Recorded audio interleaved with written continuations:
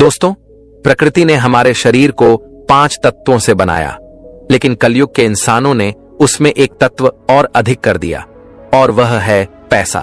पैसों से सब चीजें नहीं खरीदी जा सकती, लेकिन पैसों से बहुत कुछ खरीदा जा सकता है। आज की यह कहानी आपको 5 ऐसी दुर्लभ और महत्वपूर्ण बातें बताएगी जो यदि आपने स्मरण कर लिया और अपने जीवन में अमल कर लिया तो वह कभी अपने जीवन में गरीब नहीं रह सकता। कभी उस मनुष्य को धन की कमी नहीं हो सकती। यह 5 बातें आपके जीवन में बहुत काम आने वाली हैं। इस कहानी में एक वृद्ध पक्षी है जिसने बताया कि आखिर यह गरीबी रूपी अभिशाप हमें क्यों भोगना होता है। तो शुरू करते हैं आज की यह प्यारी सी कहानी। किसी जंगल में एक वृद्ध पक्षी और एक तोता वृक्ष में रहते थे। उन दोनों के बीच बहुत ही प्रेम था। तोता अक्सर दुनियादारी की बातें वृद्ध पक्षी को सुनाता रहता था। जब भी तोता का मन नहीं लगता था तो वह वृद्ध पक्षी से कहता था कि आज मुझे अच्छा नहीं लग रहा है, कोई ऐसी कहानी सुनाओ जिससे मेरे मन को शांति मिले और कुछ ज्ञान प्राप्त हो। ऐसी कहानी सुनाओ जिससे दुनिया के लोग कुछ सीख सके, क्योंकि ज्ञानी का धर्म है कि वह अपने ज्ञान से लोगों का भला करे, उनका मार्गदर्शन करें, उन्हें मुश्किल वक्त से निकलने का उनको रास्ता बताएं। तब वृद्ध पक्षी कहती है, हे तोता, मैं तुम्हें बहुत अच्छी कहानी सुनाती हूं। यह कहानी लोगों की गरीबी मिटा देगी, लोगों को धनवान बना देगी। तुम इस कहानी को ध्यान देकर सुनना। तब वृद्ध पक्षी तोते को एक बहुत ही ज्ञानवर्धक कहानी सुनाती है। वृद्ध पक्षी कहती है कि प्राचीन समय की बात है।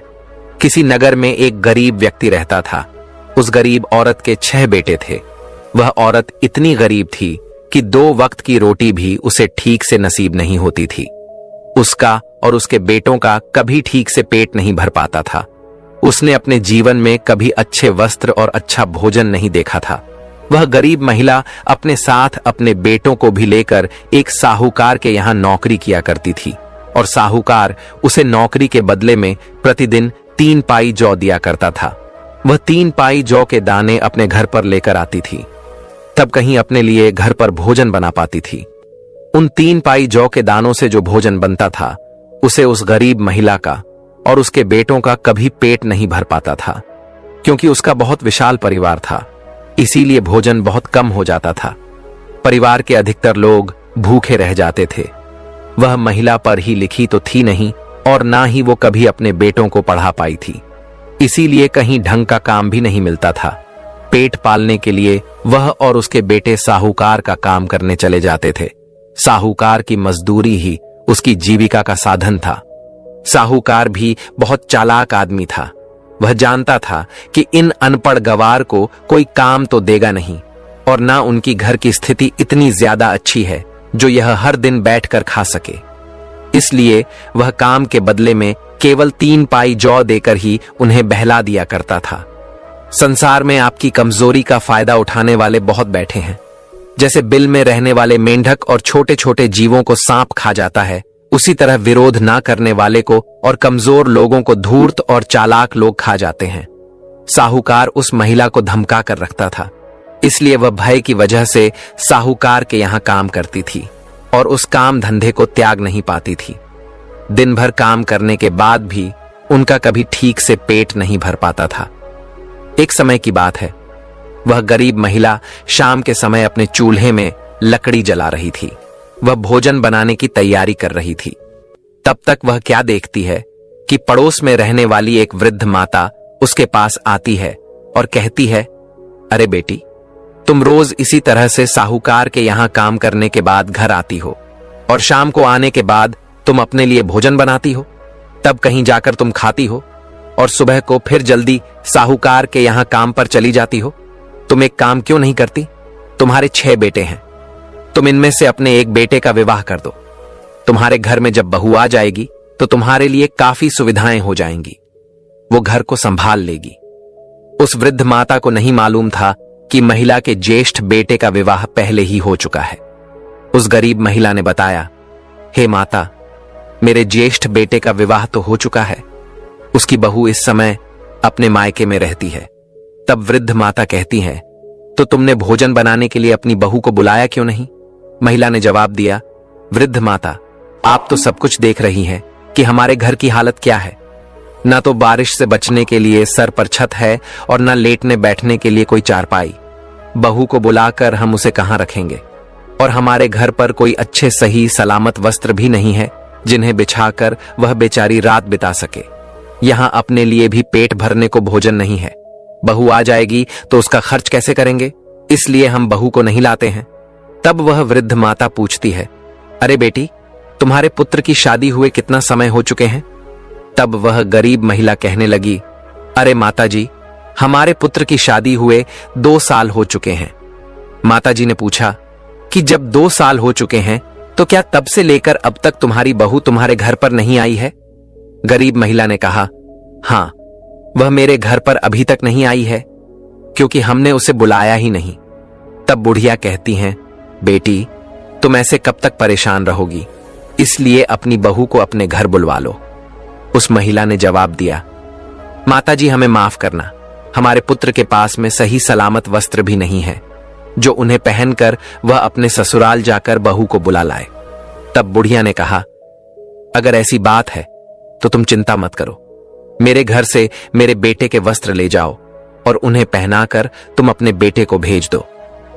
वह माताजी उस गरीब महिला को अपने साथ लेकर अपने घर गई और अपने घर से अपने बेटे के वस्त्र निकाल कर लाई और कहा, इन वस्त्रों को तुम ले जाओ और अपने बेटे को पहना दो और अपने बेटे से कहना कि वह ससुराल जाकर के अपनी बहू को बुला लाए। वह गरीब महिला उन वस्त्रों को लेकर जब अपने घर पर आती है और अपने ज्येष्ठ बेटे को बुलाता है, फिर अपने बेटे से कहती है कि बेटे, इन वस्त्रों को पहन करके तुम अपनी ससुराल चले जाओ और अपनी पत्नी को बुलाकर ले आओ। इधर वस्त्रों को पहन करके वह गरीब महिला का बेटा अपनी ससुराल में पहुंचता है और उसके ससुराल वालों ने जब उसको देखा तो उसका खूब सेवा सत्कार किया। 2 दिन तक वह अपनी ससुराल में रुका। उसके बाद में अपनी पत्नी को लेकर वह अपने घर की ओर चल दिया। जब वह अपनी पत्नी को लेकर के अपने गांव के नजदीक आया तो उसने अपने गांव के पास आकर के विचार किया कि हमारे घर पर तो टूटी चारपाई है, हमारे घर की हालत बहुत खराब है। यदि इस समय हमारी पत्नी हमारे घर पर जाएगी तो हमें शर्म की वजह से अपना सिर झुकाना होगा। तब उस गरीब के बेटे ने विचार किया, चलो हम उस पड़ोस वाली माता जी के घर पर ही अपनी पत्नी को ठहरा देते हैं। इतना विचार करने के बाद में वह गरीब महिला का बेटा अपनी पत्नी को लेकर उस माता जी के घर पर जाता है और अपनी पत्नी को वहीं पर ठहरा देता है। उसके बाद वह युवक अपने घर पर चला आता है। उस पत्नी को नहीं पता था कि यह घर उसका नहीं है, बल्कि उसके पति ने उसे किसी दूसरे के घर में ठहराया है। रात भर वह पत्नी उस वृद्ध माता जी के घर पर ठहरी रही। उनका घर बहुत अच्छा बना हुआ था। पत्नी समझ रही थी कि यह उसके ही पति का घर है, लेकिन वह एक बात बार बार सोच रही थी कि उसका पति उसे इस घर में रखकर कहां चला गया है। इधर जब सवेरा होता है तो वह गरीब महिला अपने बेटों को लेकर साहूकार के यहां मजदूरी करने चली जाता है। दूसरी तरफ उस वृद्ध माताजी ने सोचा कि वह युवक अपनी पत्नी को हमारे घर पर रखकर चला गया है, लेकिन अभी तक उसे लेने नहीं आया। वृद्ध माताजी ने 2 दिन तक इंतजार किया। जब वह उसे बुलवाने नहीं आया तो माताजी ने सोचा कि चलो मैं ही इस बहू को इसके घर पर पहुंचा देती हूं। तब माताजी ने उस बहू से कहा, अरे बहू, लगता है तुम्हारा पति तो तुम्हें बुलवाने नहीं आएगा। चलो मैं ही तुम्हें तुम्हारी ससुराल ले चलती हूं। माताजी की बात सुनकर वह बहू एकदम चौंक जाती है। वह कहती है, ससुराल कैसा? ससुराल क्या? जिस घर में मैं रह रही हूं वह मेरा ससुराल नहीं है। तब वृद्ध माताजी उसे पूरी बात समझती है और उस बहू को लेकर के वह उसके ससुराल जाती है। उस बहू ने जब अपने घर में जाकर देखा तो घर का नजारा देखकर वह हैरान रह गई। घर की हालत बहुत बुरी थी। जगह जगह चूल्हे बने हुए थे और सब चूल्हे में राख भरी थी। घर में इधर उधर भी राख बिखरी थी। फिर उसके बाद उसने चारपाई की तरफ देखा तो चारपाई भी टूटी थी और जो बिस्तर थे उन पर काफी धूल जमी हुई थी। घर की छत आधी टूटी हुई थी। घर के अंदर की दीवारें धुएं से काली हो गई थीं। पूरे बर्तन सब इधर उधर बिखरे थे। अपने ससुराल का ऐसा हाल देखकर बहू की आंखों में आंसू आ गए। वह बैठकर रोने लगी। इधर जो माताजी थी वह तो उसको उसके घर पर रखकर अपने घर चली आई। वह बेचारी अकेली अपने घर पर बैठकर अपनी किस्मत को कोसने लगी। वह बहू अपने घर की इस हालत को देखकर काफी देर तक रोती रही। उसके बाद उसने विचार किया कि अब चाहे रो या हंसू, रहना तो मुझे इसी घर में है, क्योंकि मेरा विवाह इसी घर में हुआ है। वह बहुत चतुर और बुद्धिमान थी। वह मन में सोचने लगी कि अब इस तरीके से रोने से कोई काम चलने वाला नहीं है, मुझे ही कुछ करना होगा। तब उस बहू ने बुद्धिमानी से काम लिया। वो घर की हालत ठीक करने में लग गई। बुद्धिमान लोग मुश्किल वक्त में भी घबराते नहीं हैं, बल्कि अपनी बुद्धि से काम लेकर स्थिति को अपने अनुकूल बना लेते हैं। वह बहू वहां से उठती है और जितने घर में चूल्हे बने हुए थे उन सभी चूल्हे को एक एक करके फोड़ देती है और उन चूल्हे में से एक चूल्हा रहने देती है और घर के सभी बिस्तरों को अच्छी तरह से साफ करती है। सारे बर्तनों को धोकर एक जगह रखती है। काली काली जो दीवारें थीं उनकी पुताई करके साफ सुथरा बना देती हैं। इस तरह से सफाई करके उसने अपने घर की सूरत बदल दी। इसीलिए तो स्त्री को घर की लक्ष्मी कहा जाता है। स्त्री ही घर की शोभा होती है। इधर वह बहू उस टूटे फूटे नर्क जैसे घर को साफ सुथरा बना देती है। उसे काम करते करते शाम हो जाती है और वह अपने पति के आने का इंतजार करती है।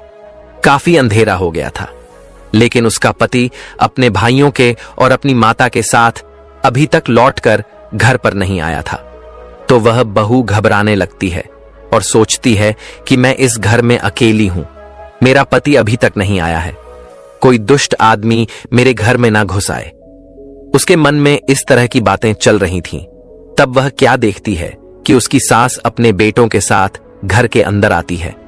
जब वह घर में घुसते हैं तो घर के अंदर का नजारा देखकर दंग रह जाते हैं। उसने देखा कि घर का तो हुलिया ही बदल गया है।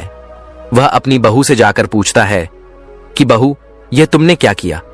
अपने घर में इतने सारे चूल्हे थे, तुमने उन चूल्हे को क्यों फोड़ दिया? तब वह बहू कहने लगी, मां जी, मुझे माफ करना, आज से केवल इस घर में एक ही चूल्हा रहेगा और सभी के लिए मैं भोजन बनाकर दूंगी। किसी को अलग चूल्हा में आग जलाने की जरूरत नहीं है। बहू की ऐसी बातें सुनकर उसकी सास और उसके देवर सब बहुत प्रसन्न हो जाते हैं। उसके बाद जो 3 पाए जौ दाने साहूकार ने उसे दिए थे वह उसने अपनी बहू को दे दिए। बहू ने उससे उनका भोजन तैयार किया और सबको भोजन कराया, लेकिन उस भोजन से उनमें से किसी का पेट ठीक से नहीं भर पाया। वह बहू 2 दिन तक तो इसी तरह से उन्हें भोजन बनाकर देती रही, लेकिन वह भोजन उनके लिए पर्याप्त नहीं हो पाया। जैसे ही तीसरा दिन हुआ तब उसने अपने सास से कहा कि मां जी, आप रोजाना उस साहूकार की मजदूरी करने जाती हो और वह साहूकार आपको रोज 3 पाइज के दाने देता है। उन 3 पाई जौ से हमारा गुजारा नहीं हो पा रहा है।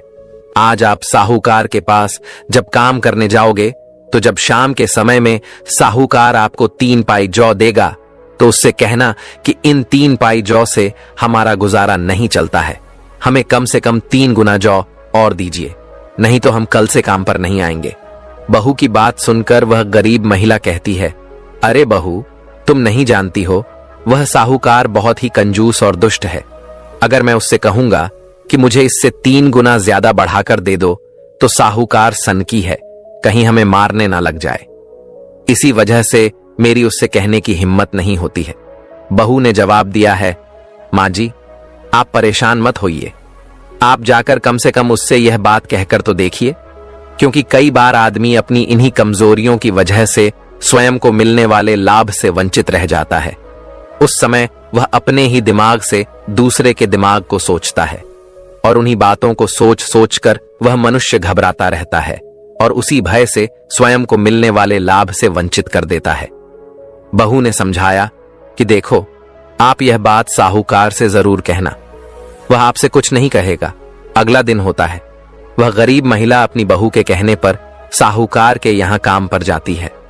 पूरे दिन साहूकार का काम करती है और शाम के समय 3 पाइज के दाने लेकर के जब साहूकार आता है और उस गरीब महिला को देता है तो वह कहती है कि साहूकार, आप इतने दाने मुझे देते हो, इन जौ के दानों से हमारा गुजारा ठीक से नहीं हो पाता है, इसके 3 गुना दाने हमें और बढ़ाकर दे दिया करो। हमारा विशाल परिवार है, अब तो हमारे घर में हमारी बहू भी आ गई है। उस महिला के इतना कहने पर साहूकार ने 3 गुना और बढ़ाकर उसे अनाज दे दिया। उस अनाज को लेकर वह गरीब महिला प्रसन्न होते हुए अपने घर चली जाती है। उसके बाद उस बहू ने उस अनाज को पीसकर भोजन बनाया। उस दिन सभी लोगों के पेट अच्छी तरह से भर गए। अब तो कुछ दिन तक इसी तरह से चलता रहा। एक दिन बहू ने फिर अपनी सास से कहा, माँ जी, आज जब आप काम पर जाओ तो साहूकार से फिर से कहना कि वह अनाज की मात्रा और बढ़ा दे। इतना हमारे घर के लिए पर्याप्त नहीं हो रहा है। तब उसकी सास बोली, अरे बहू, क्या पागल हो गई हो? पिछली बार तो उसने बढ़ा दिया था। यदि अब मैंने उससे कहा तो वह मुझे बहुत गुस्सा करेगा। एक बार तो मैंने हिम्मत जुटा करके उससे कह दिया, अब दोबारा मुझ में इतनी हिम्मत नहीं है जो मैं उससे कह पाऊं। तब उस बहू ने कहा, माँ जी, आप घबराइए मत। आपका साहूकार आपको कोई हानि नहीं पहुंचाएगा। आप उस साहूकार के पास बिना घबराए जाइए और उससे यह बात कहना कि कुछ दानों की मात्रा और बढ़ा दें। वह जरूर आपकी बात मान लेगा।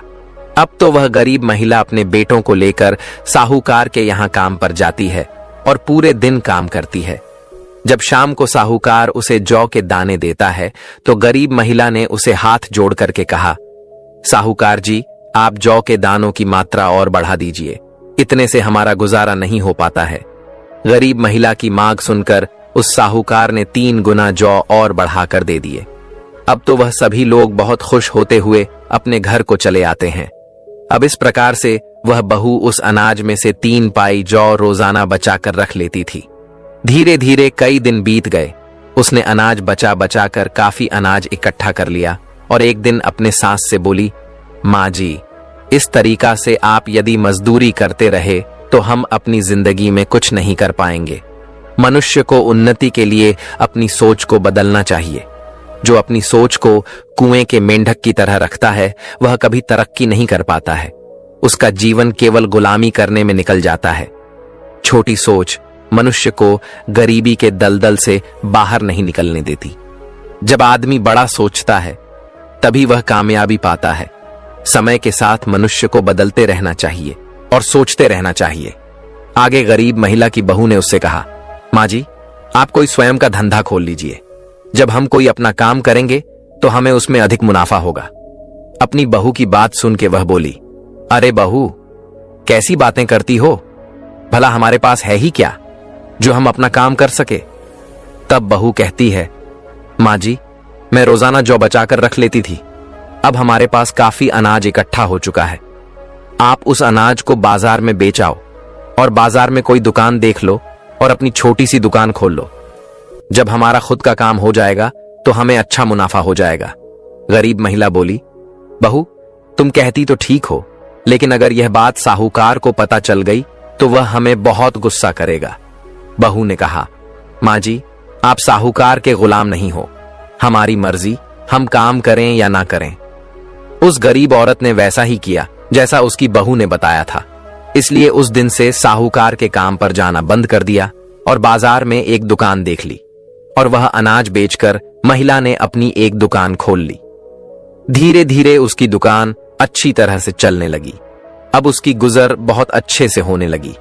शाम को जब वह दुकान से लौटकर अपने घर आती और अपने परिवार के साथ बैठकर प्रेम से भोजन करती थी तो एक दिन बहू ने फिर उसे एक बात बताई। बहू बोली कि माँ जी, जब भी आप घर पर आया करो तो कुछ ना कुछ लेकर आया करो।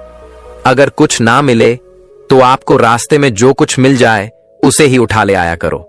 ऐसा करने से घर में धन की वृद्धि होती है। आज से घर पर जब भी आओगे तो खाली हाथ नहीं आओगे। सास ने जवाब दिया, ठीक है बहू, हम आज से ऐसा ही करेंगे।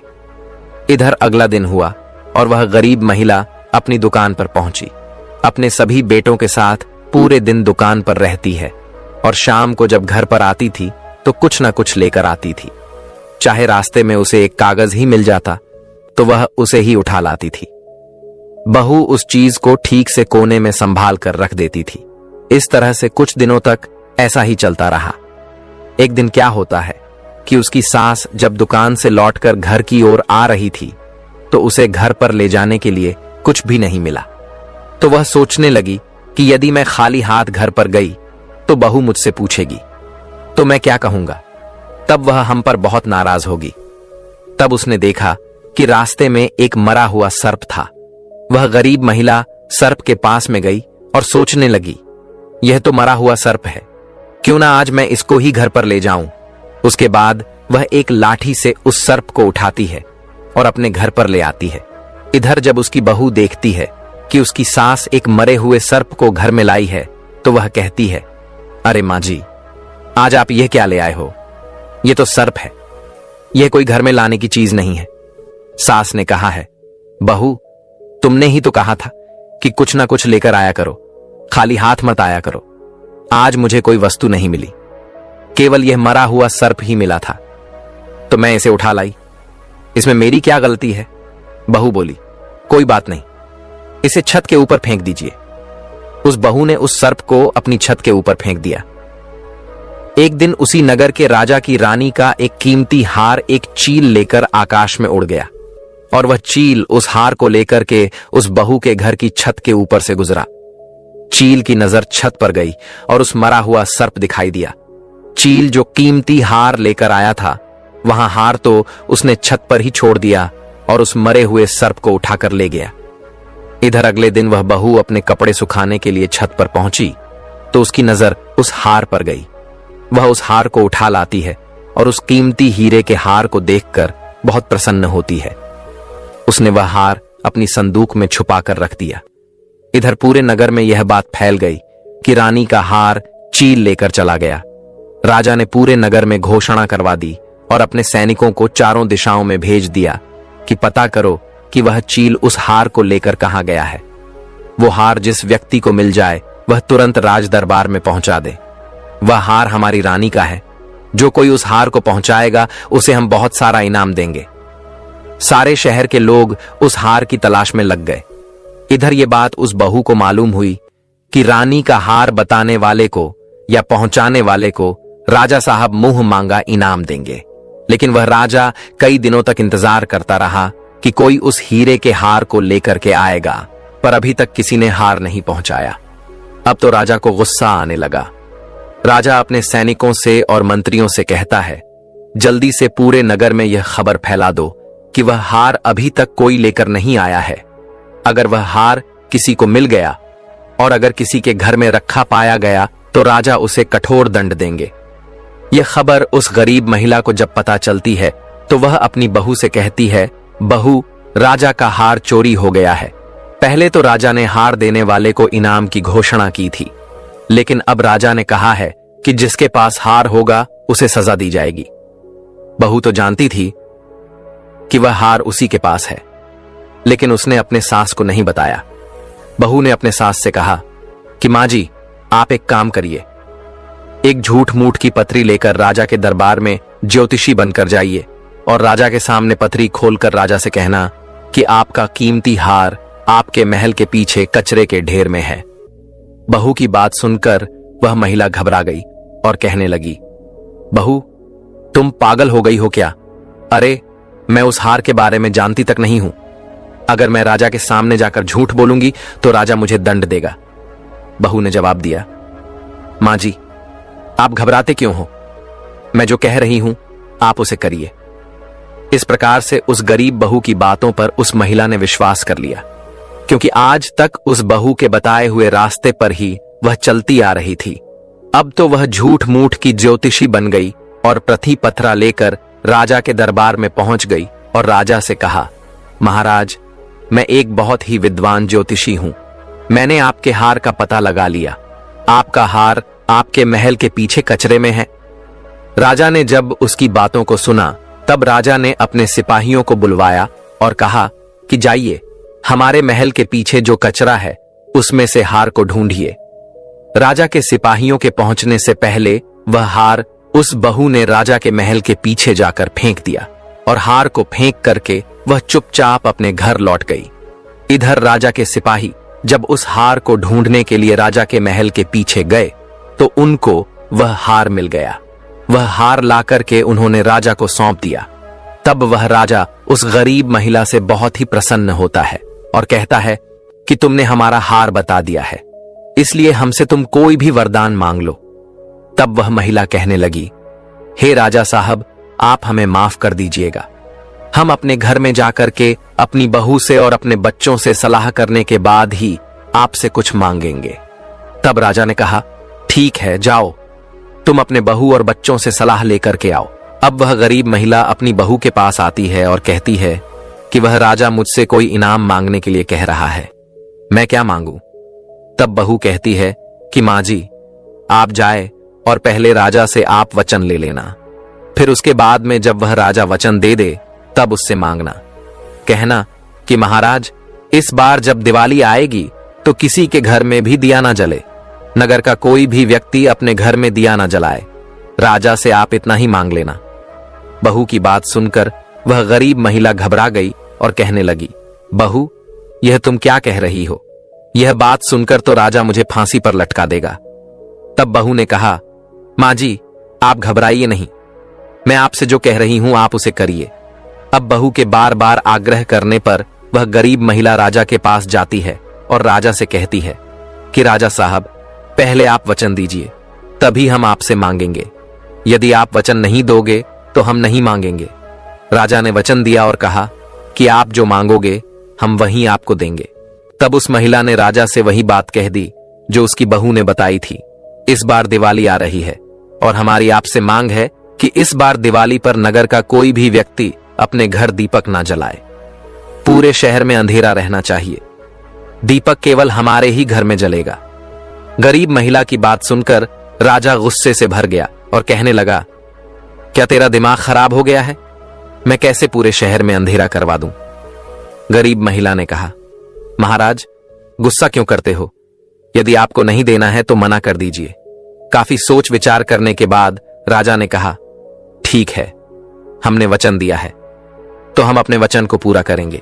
राजा ने पूरे शहर में मुनादी करवा दी कि इस बार दिवाली पर कोई दिया नहीं जलाए, केवल इस महिला के घर में ही दीपक जलेगा।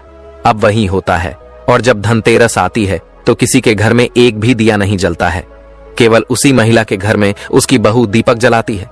इधर जब शाम के समय माता लक्ष्मी रिद्धि सिद्धि को अपने साथ लेकर उसी नगर में आती है तो माता लक्ष्मी ने देखा कि आज पूरे नगर में, पूरे शहर में अंधेरा ही अंधेरा है।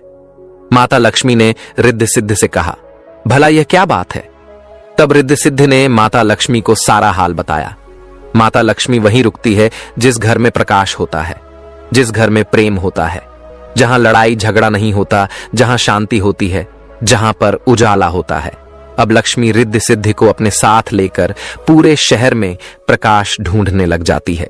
प्रकाश को ढूंढने ढूंढते जब माता लक्ष्मी आगे को बढ़ी तो वह क्या देखती है कि उसी गरीब महिला के घर में घी का दीपक जल रहा था और उसके घर वाले सब सो रहे थे।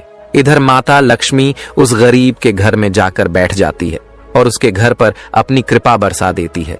उसकी छोटी सी झोपड़ी को महल में बदल देती है और उसके घर को धन दौलत से भर देती है। सुबह जब उस बहू की आंख खुलती है तो उसने देखा कि उसका घर तो एक भव्य महल के रूप में बदल चुका है। उसने अपने पति और देवर को जगाया तो सब लोग यह देखकर बहुत प्रसन्न होते हैं। उनकी आंखों में खुशी के आंसू छलक आते हैं। इधर जब दिवाली समाप्त हो जाती है तो बहू ने अपने सास से कहा, माँ जी, आप राजा के पास चले जाइए। पूरे नगर में दिवाली ना जलने के कारण राजा बहुत गुस्से में होगा। राजा से कहना कि हमारे नगर पर बहुत दिग्गज विपत्ति आने वाली थी, सो अंधेरा होने के कारण वह विपत्ति टल गई। गरीब महिला ने वही किया, वह राजा के दरबार में गई। उस समय राजा बहुत ही क्रोध में बैठा था। गरीब महिला ज्योतिषी के भेष में हाथ जोड़कर कहने लगी, महाराज, हमें माफ करना। इन 3 दिनों में जो अंधेरा इस नगर में रखवाया गया था, किसी के घर में दीपक नहीं जला था। इसका कारण यह था कि आपके नगर पर बहुत दिग्गज मुसीबत आने वाली थी। वह मुसीबत अंधेरा होने के कारण नहीं आई, यानी वह विपत्ति टल चुकी है। अब आप लोग हम पर नाराज मत होइए। इस बात को सुनकर के राजा बहुत प्रसन्न होता है। बाद वह राजा उस गरीब महिला को और भी बहुत सारा मुंह मांगा इनाम देता है। वृद्ध पक्षी आगे तोता से कहती है कि तोता, एक बुद्धिमान बहू की चतुराई से उनकी गरीबी अमीरी में बदल गई। नर्क जैसा दिखने वाला वह घर स्वर्ग बन गया। कहते हैं कि बुद्धिमानी और विवेक से किया गया काम हमेशा सफल होता है और वह आपको सुख की ओर ले जाता है। तब वृद्ध पक्षी बोली, हे तोता, जो मनुष्य मेरी इन 5 बातों को ध्यान नहीं रखता है वह हमेशा गरीबी से बंधा रहता है। नंबर 1, जो मनुष्य हिम्मत और साहस से खाली है, करने योग्य कार्य को भी समय पर नहीं करता, वह आदमी गरीब बना रहता है। नंबर 2, जो बुद्धि से सोचकर काम नहीं करता, जल्दबाजी में कर बैठता है, किसी काम को करने से पहले घबरा जाता है, वह हमेशा गरीब बना रहता है। नंबर 3, जो मनुष्य प्रयास नहीं करता, समय के साथ बदलता नहीं है और ऊंचा नहीं सोचता, वह गरीब बना रहता है। नंबर 4, जो मनुष्य दूसरों पर निर्भर रहता है, आत्मनिर्भर नहीं बनता, थोड़े से ही संतोष कर लेता है, वह हमेशा गरीब बना रहता है। नंबर 5, जिस घर में स्त्री नहीं होती, स्त्री का सम्मान नहीं होता, स्त्री को मारा पीटा जाता है, जिस घर में हर समय लड़ाई झगड़े होते हैं, जिस घर के पुरुष क्रोधी और उदंड होते हैं, जिस घर के पुरुष पराई स्त्रियों में अशक्त रहते हैं, उस घर से कभी गरीबी नहीं जाती। दोस्तों, इस प्रकार से वृद्ध पक्षी ने यह 5 बातें बताई। जो इन 5 बातों को जीवन में याद रखता है, वह कभी गरीब नहीं रहता। तोता कहता है कि हे वृद्ध पक्षी, आपने मुझे बहुत सुंदर कहानी सुनाई। यह कहानी सुनकर कि हमारा समय बहुत अच्छा कट गया और हमें ज्ञान भी प्राप्त हो गया। उम्मीद है कि आपको भी ये कहानी पसंद आई होगी।